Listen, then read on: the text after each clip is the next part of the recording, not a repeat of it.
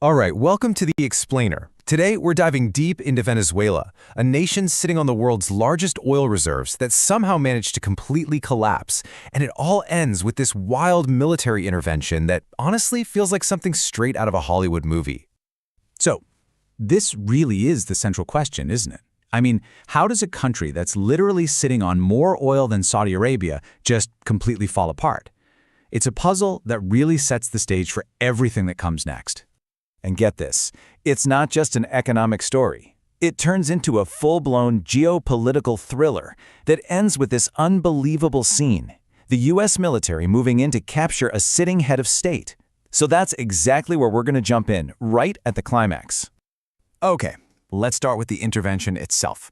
Because back in January 2026, the crisis in Venezuela just exploded onto the world stage in a way that, frankly, nobody saw coming. I mean, just look at how fast this all went down. In the early hours of January 3rd, U.S. Special Forces kick off Operation Absolute Resolve. By that afternoon, President Maduro is captured. Just a day later, he's on a plane to the U.S. to face charges. And by the 5th, his own vice president is taking over. We're talking less than 3 days. A sovereign nation's leader is just gone, removed by an outside power. It's incredible. So what was the official reason for all this? Well, the U.S. administration at the time was very careful not to call it an invasion or, an act of war. Instead, they framed it as this massive law enforcement action. The argument was, hey, we're not targeting a country here. We're targeting a criminal network that has basically hijacked the entire Venezuelan government. And this quote from the U.S. president at the time, wow. It really tells you everything you need to know about the sheer scope of this plan. See, the goal wasn't just to grab Maduro. It was for the United States to literally run Venezuela, at least for a while. That is a massive declaration of intent. We're talking about directly overseeing the entire political transition of another country. But here's the thing. For an intervention like this to even be on the table, a country has to be brought to its absolute knees first. So how did Venezuela, a nation just swimming in oil, get to that point of total ruin? I mean, the change here is just staggering. It's hard to even wrap your head around. On one hand, you had Venezuela as an oil powerhouse, one of the richest nations in Latin America. For decades, right, that oil money funded everything: infrastructure, social programs, you name it. And then there's the now, a state of almost total collapse. When the oil prices crashed and, mismanagement really took over, the whole system just broke. We're talking chronic shortages of food, medicine, a power grid so fragile that nationwide blackouts became a regular thing. Okay, this number is really at the heart of the whole economic catastrophe: 1,600,000%. That's not just inflation. That's hyperinflation on a scale that's, it's almost impossible to imagine. Basically, the government just kept printing money to pay its bills, and in doing so, made their own currency totally worthless. Think about it. Money you earned in the morning could be worth practically nothing by the afternoon. Your entire life savings? Wiped out. Gone. The very idea of money just evaporated. Now, this kind of economic implosion, it doesn't happen in a vacuum, right? It went hand in hand with a political system that was also completely falling apart, creating what was basically a full-blown democracy in crisis. And the 2024 presidential election, that was really the tipping point. So you've got the opposition candidate, Edmundo Gonzalez, who says, hey, we won. Here are the numbers to prove it. And he's got a lot of foreign governments backing him up. But on the other side, the government, which controls all the official channels, just declares the incumbent, Nicolas Maduro, the winner. All of a sudden, you have two different people claiming to be the legitimate president. The country was just fractured right down the middle, with absolutely no clear path forward. So, with its legitimacy in tatters after that election, what does the government do? It tightens its grip. Hard. Human rights groups started documenting this awful pattern of repression. People being detained for no reason, political opponents being tortured, even extrajudicial killings. Suddenly, just speaking out against the government became something that could get you killed. So, what happens when a country's economy completely fails and its political system just collapses? Well, the result is what you'd expect: a human catastrophe on an absolutely epic scale. And this really gets to the heart of it. Just ask yourself, what would it take for you to leave everything behind, your home, your family, your entire life, and just walk into the total unknown? Well, for almost 8 million people, the situation in Venezuela was the answer to that question. And that answer is this number right here, 7.9 million. That is not just a statistic. That's one of the largest human displacement crises in modern history, right up there with what we saw in Syria. And every single one of those numbers is a person, a family, a life just shattered by hunger and desperation. But here's the twist. Getting rid of Maduro, that wasn't the end of the story, not even close. It was actually the beginning of a brand new and deeply uncertain chapter with consequences that would ripple all across the globe. So instead of bringing stability, the U.S. intervention kicked off this new, incredibly chaotic reality. Maduro's vice president, Delcy Rodriguez, takes over, backed by the military. At the same time, U.S. forces are seizing control of the oil industry, the country's lifeline. And on the ground, you've got these armed pro-government militias, the colectivos, being sent out to crush any dissent. On top of all that, a media blackout is declared. It was chaos. And as you can probably guess, the rest of the world was immediately split right down familiar geopolitical lines. The U.S. obviously defended its actions, pointing to narco-terrorism, but its biggest rivals, Russia and China, they condemned it. They called it a flagrant violation of international law and a country's sovereignty. And then you had a whole bunch of other nations in Latin America and Europe who were just deeply concerned. They saw this as a really dangerous precedent that could just make the whole region even more unstable. So you might be asking, why?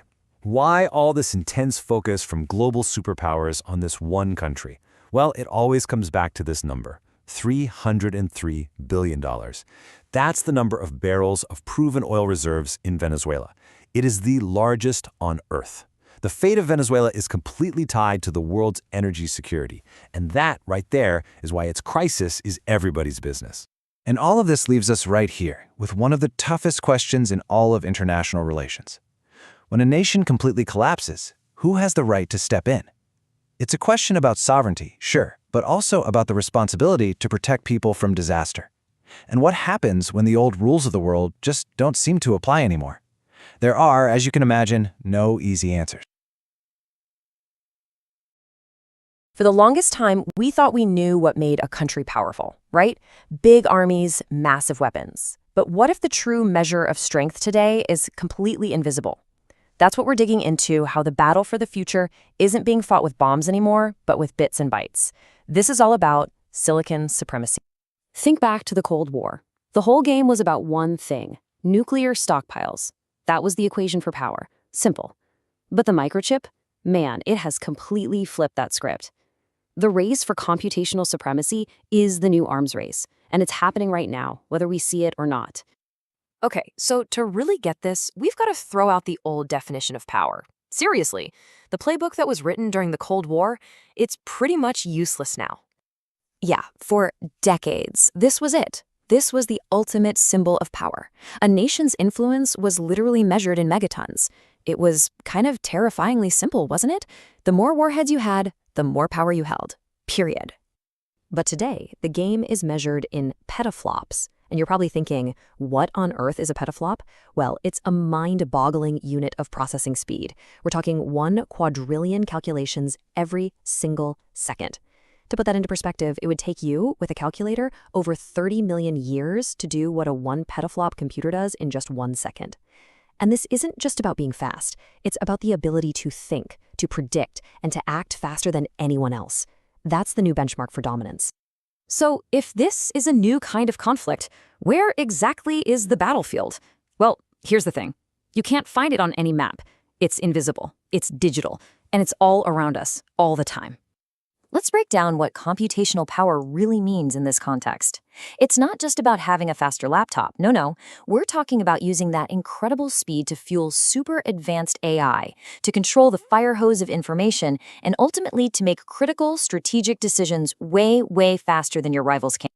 You know, think about it this way. If you can process what's happening in the world, if you can literally process reality, predict the next move, and make your decision before your opponent even grasps the situation, you've already won. That is the ultimate strategic advantage in the 21st century. So this new power structure, it's really built on 3 main pillars. You need artificial intelligence, which is kind of like the brain of the operation. You absolutely need advanced semiconductors, the microchips. That's the muscle, the physical hardware. And then you have to have data control, because data is the fuel that makes this entire engine run. All right, so if this is a war, what are the weapons? Obviously, we're not talking about tanks and missiles. But don't be fooled. These new weapons are every bit as powerful. So here's the modern playbook. First, you use chip sanctions. You basically starve your opponent of the essential hardware they need.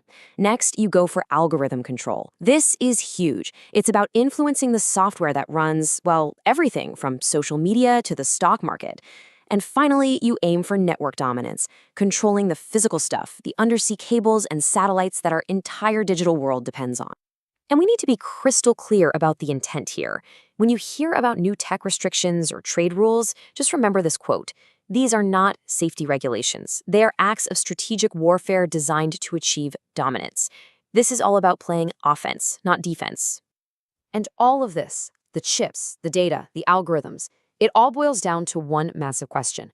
Who controls the future? Because this isn't just a competition over technology. It's a fundamental fight to determine who gets to write the rulebook for our society. The stakes here, well, they couldn't be higher, because the power to control the code, that's the power to shape society itself, to set the rules for our economy, our politics, and maybe even our own perception of reality. It really makes you think. In a world that is increasingly run by software, the people who write that code are in effect becoming our new lawmakers. So that leaves us with this huge, lingering question.